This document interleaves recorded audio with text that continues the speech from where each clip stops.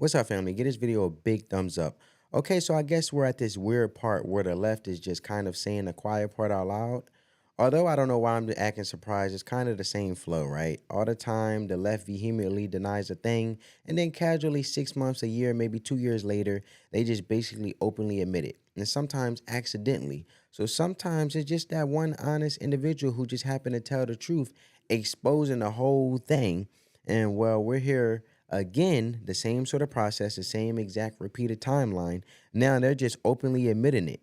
Holy freaking moly, folks. And I'm speaking a little bit of vague, but trust me, it's going to make sense in about 2 seconds here. Let me show you guys what's going on. Let's have a conversation. We got some stuff to get into, and let's roll the tape. All right, folks. So obviously the topic of immigration has been at the forefront of the public discussion for a while now. And a lot of people, mostly on the right, have signaled their discontent with the current chaotic immigration process. And one thing that you hear very often is this claim that the federal government, especially when under Democrat control, isn't properly vetting migrants, whether it's legal migrants, refugees, or even illegal migrants. And forever, the left has gone on and on and on.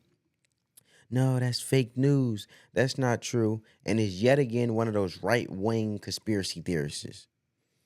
Or you're just a racist megatude. It's always the same nonsense, right? We go through this for years, and now we have this clip where former President Bill Clinton, while campaigning for Kamala Harris, essentially just says the quiet part out loud and then tries to justify it in the most insane manner possible.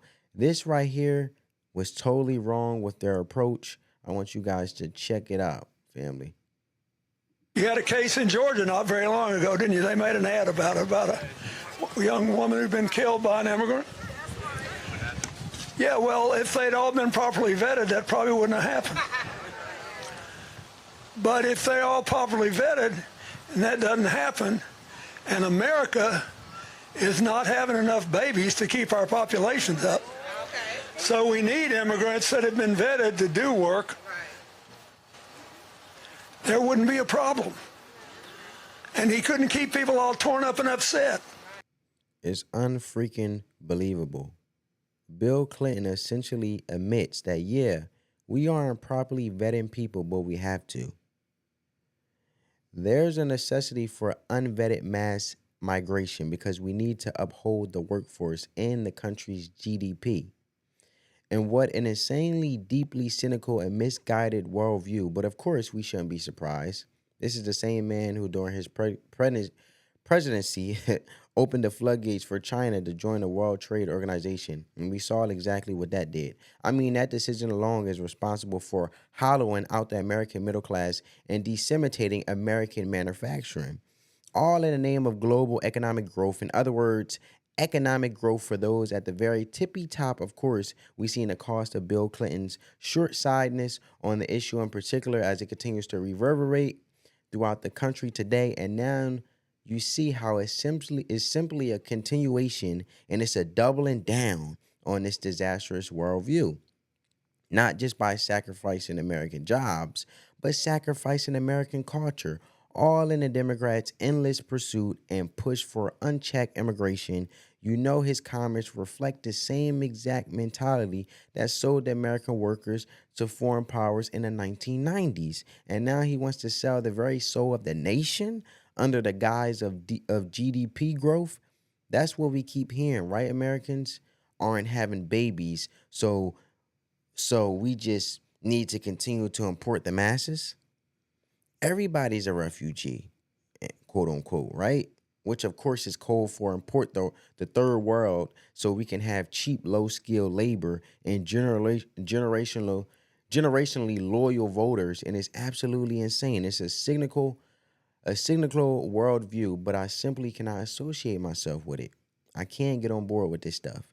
You know, the idea is, well, you know, Americans aren't having babies, so let's just give up there, and while we're at it, just give up our culture. Oh, what's the worst that can happen?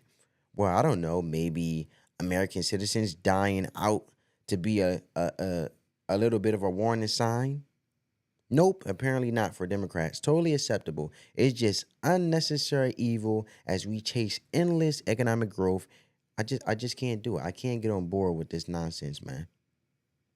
And I mean, people are literally dying, people. I want everybody to stop dying. They're dying.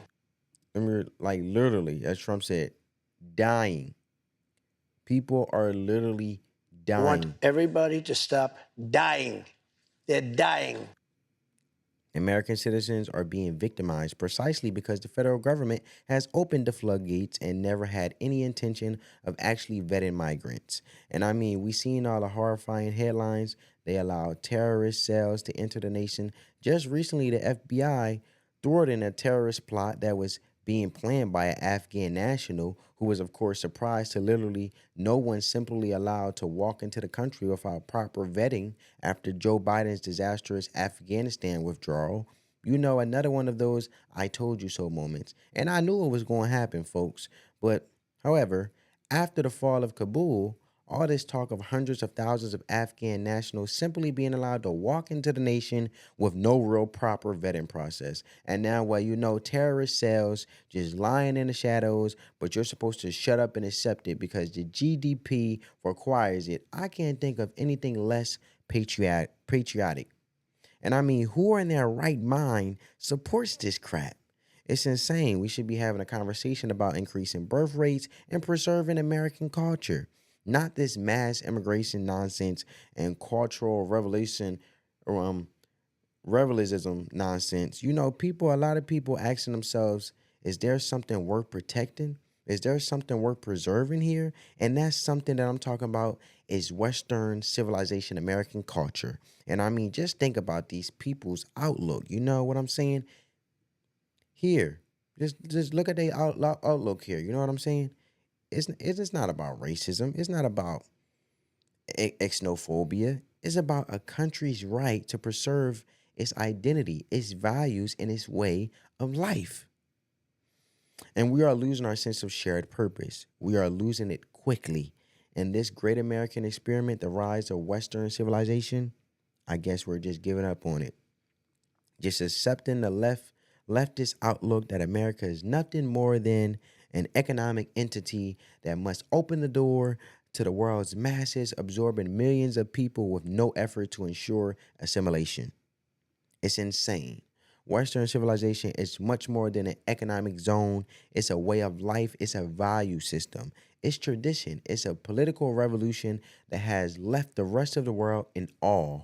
And you know, sure, immigration can be a benefit, but only when you do it on your terms, not as desperate attempt to prop up GDP, but as the deliberate effort to strengthen the nation's cultural fabric. To do otherwise is to reduce America to something that it was never meant to be, a lifeless economic zone devoid of meaning. Surrender your nation, surrender sovereignty, surrender your border, all in the pursuit of chart go up.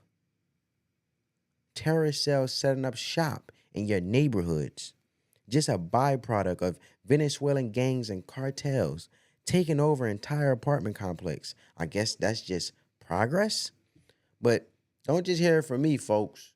I want you to hear it for yourself. The incidents were limited to a handful of apartment complexes, and the mayor said our dedicated police officers have acted on those concerns. A handful of problems. Only, Martha, do you hear yourself? Only a handful of apartment complexes in America were taken over by Venezuelan gangs, and Donald Trump is the problem and not Kamala Harris's open border. Americans are so fed up with what's going on, and they have every right to be. And I really find this exchange, Martha, sort of interesting because you seem to be more focused with nitpicking everything that Donald Trump has said rather than acknowledging that apartment complexes in the United States of America are being taken over by violent gangs. I worry so much more about that problem than anything else here. We've got to get American communities in a safe space again. Oh, well, it's only a couple apartment complexes. It's absolutely insane. And I just don't see how anybody can subscribe to this cynical, vapid worldview. And that's the video, family. I hope you guys enjoyed it. Make sure you leave a like and possibly subscribe. And thanks, my friends, for rocking with me on that note, family. Peace.